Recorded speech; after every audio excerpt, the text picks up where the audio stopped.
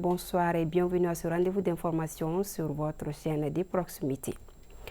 Je vous le disais à l'instant, 22 millions de francs CFA, c'est le coût d'un projet dénommé Djéné Clean Water. Le projet en question avait pour but d'aider la population de Djéné à avoir accès durable à l'eau potable par le biais de solutions innovantes.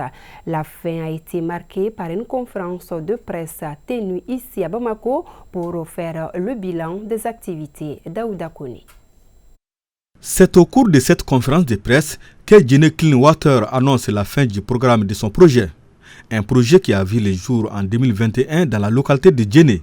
Nous avons mis en œuvre l'initiative en étroite collaboration avec l'ambassade des États-Unis ici au Mali pour réduire les effets liés au changement climatique dans la ville de Djéné, mais plus principalement dans 4 villages. Donc ce que nous avons fait, c'est que nous avons appuyé les communautés locales à co-créer une solution qu'on appelle BioSand Filter, qui vise en fait à créer une technologie locale avec des matières locales qui permettent de créer un filtre d'eau afin de rendre l'eau potable. Comme tout acteur de développement, selon le deuxième adjoint au maire de la commune urbaine de Djéné, ce projet dont le programme vient de prendre fin a comblé toutes les attentes.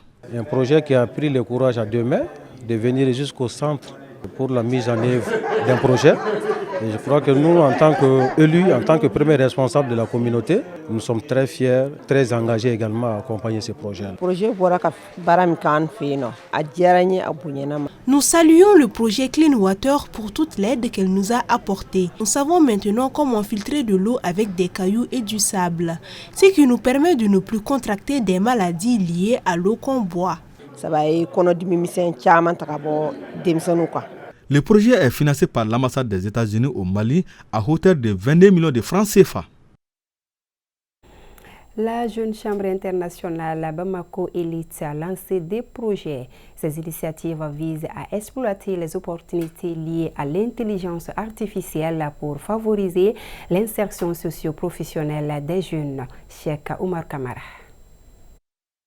Dans un monde où la transformation digitale révolutionne tous les aspects de la société, de l'emploi à la culture en passant par des modes d'organisation du travail, la JCI Bamako Elite s'engage à fournir aux jeunes les connaissances et les outils nécessaires pour tirer parti de ces avancées technologiques et ainsi améliorer leurs perspectives d'emploi. C'est pour qu'on puisse, en tant que jeunes, trouver des moyens pour impacter positivement l'économie de notre pays. Vous savez, aucun pays ne peut avancer si on n'a pas un secteur privé fort. Je pense que ça nous interpelle à nous engager à faire ce que nous sommes appelés à faire, c'est-à-dire accomplir notre mission avec une plus forte pénétration au niveau de la jeunesse. Pour densifier, comme je l'ai dit, un tissu économique, il faut l'initiative privée. Et c'est cela qui crée de l'emploi, c'est cela qui crée de la valeur ajoutée et c'est cela qui peut permettre un essor économique pour notre pays. Le ministre en charge de la jeunesse a également souligné l'importance gouvernementale accordée à ces initiatives. Et nous estimons que ces 2 projets aujourd'hui sont des projets qui sont extrêmement importants et utiles pour notre communauté, pour notre pays également.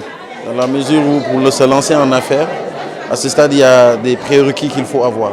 Et je pense que des cadres comme ça sont là pour renforcer la jeunesse dans ce sens-là.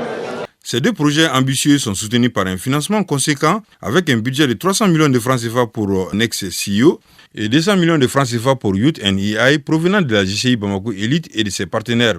Les participants ont été divertis par une prestation de slameuse, ajoutant une dimension artistique à cet événement engagé.